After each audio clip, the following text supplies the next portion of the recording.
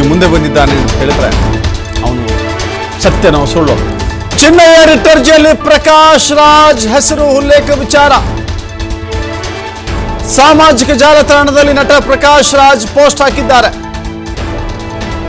ಸಾಮಾಜಿಕ ಜಾಲತಾಣಗಳಲ್ಲಿ ನನ್ನ ಬಗ್ಗೆ ಚರ್ಚೆ ನಡೀತಾ ಇದೆ. ಇದು ಅತ್ಯಂತ ಸೂಕ್ಷ್ಮವಾದ ಕೋಟ್ಯಂತರ ಭಕ್ತರ ನಂಬಿಕೆಗೆ ಧಕ್ಕೆ ತಂದಂತ ಪ್ರಕರಣ. ಈ ರೀತಿಯ ಅನುಮಾನಗಳಿಗೆ ಉತ್ತರಿಸಬೇಕಾಗಿರುವುದು ನನ್ನ ಕರ್ತವ್ಯ.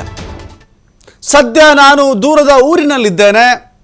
ಇನ್ನೆರಡು ದಿನಗಳಲ್ಲಿ ನಾನೇ ಸ್ವತಃ ಬಂದು ಉತ್ತರ ಕೊಡ್ತೇನೆ. ಅಲ್ಲಿಯವರೆಗೆ ಗಾಳಿ ಮಾತುಗಳನ್ನು ನಂಬಬೇಡಿ.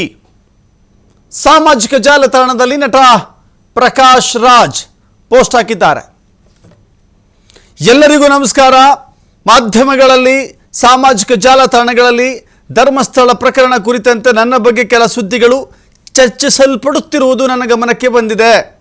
ಇದು ಅತಿ ಸೂಕ್ಷ್ಮವಾದಂಥ ಕೋಟ್ಯಂತರ ಭಕ್ತರ ನಂಬಿಕೆಗೆ ಧಕ್ಕೆ ತರುವಂಥ ಪ್ರಕರಣವಾಗಿರೋದ್ರಿಂದ ಈ ರೀತಿಯ ಅನುಮಾನಗಳಿಗೆ ಉತ್ತರ ಕೊಡಬೇಕಾಗಿರುವುದು ನನ್ನ ಕರ್ತವ್ಯವೂ ಆಗಿದೆ. ನಾನು ದೂರದ ಊರಿನಲ್ಲಿದ್ದೇನೆ.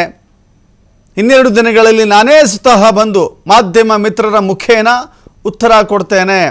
ಅಲ್ಲಿಯವರೆಗೆ ಗಾಳಿ ಮಾತುಗಳನ್ನು ಮತ್ತು ಕೆಲ ದುರುಳರು ಈ ಸುದ್ದಿಗೆ ಕೆಟ್ಟ ರೀತಿಯ ಪ್ರಯತ್ನವನ್ನು ಮಾಡ್ತಾ ಇದ್ದಾರಲ್ಲ, ರೆಕ್ಕೆ ಪುಕ್ಕಗಳನ್ನು ಕಟ್ತಾ ಇದ್ದಾರಲ್ಲ, ಖಂಡಿತ ಇದನ್ನು ನಂಬಬೇಡಿ ಅಂತ ಹೇಳಿ ಪ್ರಕಾಶ್ ರಾಜ್ ಎಕ್ಸ್ನಲ್ಲಿ